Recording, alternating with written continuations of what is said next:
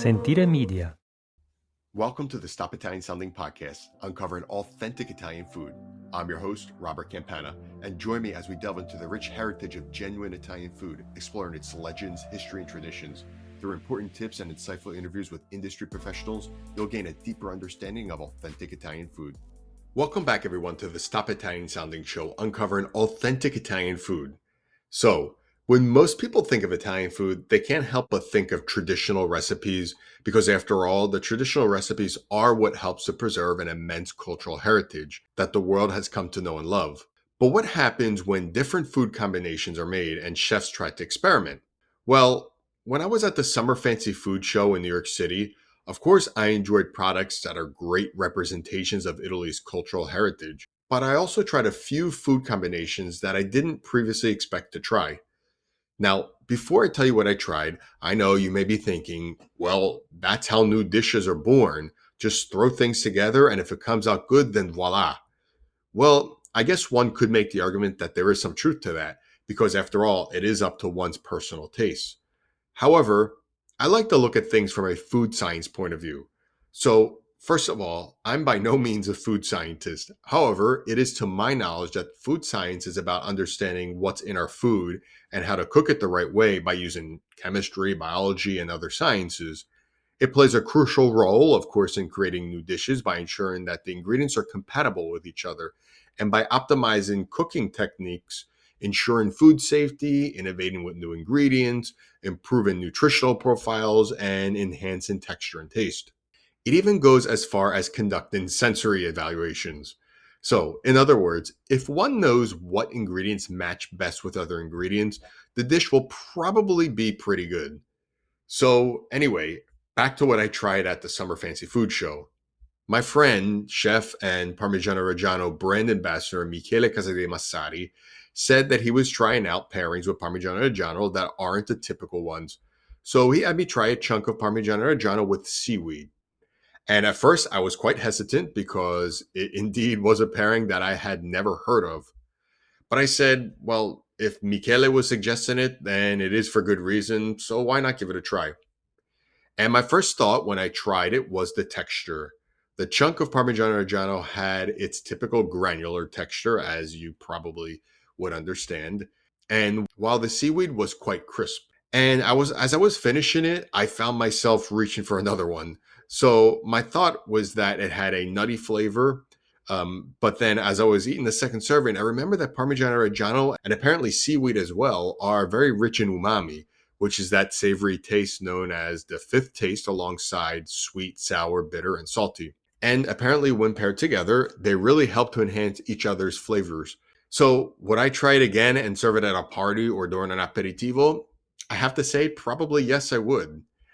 Anyway, the next thing I tried, again, not an expected combination, was a chunk of Parmigiano Reggiano, again, with dark chocolate.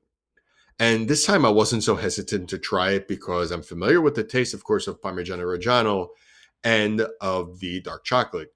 So as I tried it, I, of course, tasted the rich, nutty flavor of Parmigiano Reggiano as it was combined with the bitter sweetness of the dark chocolate.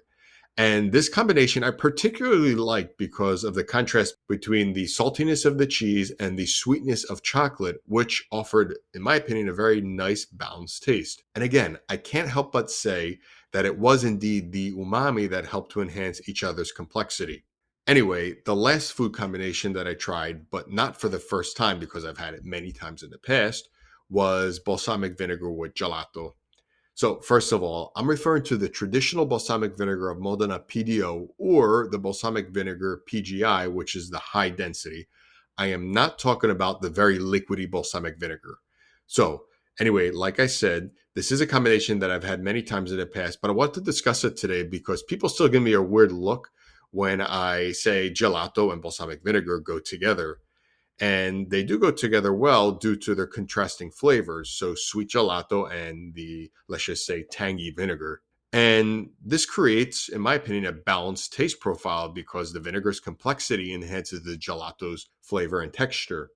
In fact, in my experience, the gelato actually helps to bring out the fruitiness of the balsamic vinegar, where otherwise it wouldn't be as evident on its own.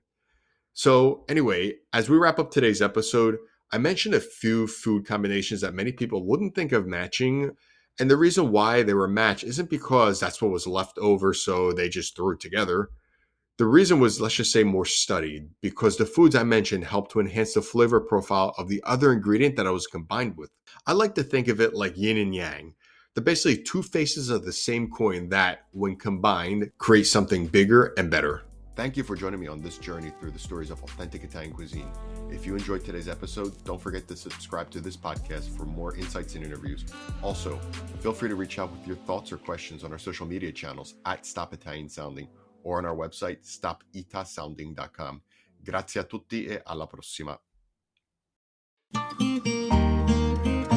Sentire Media.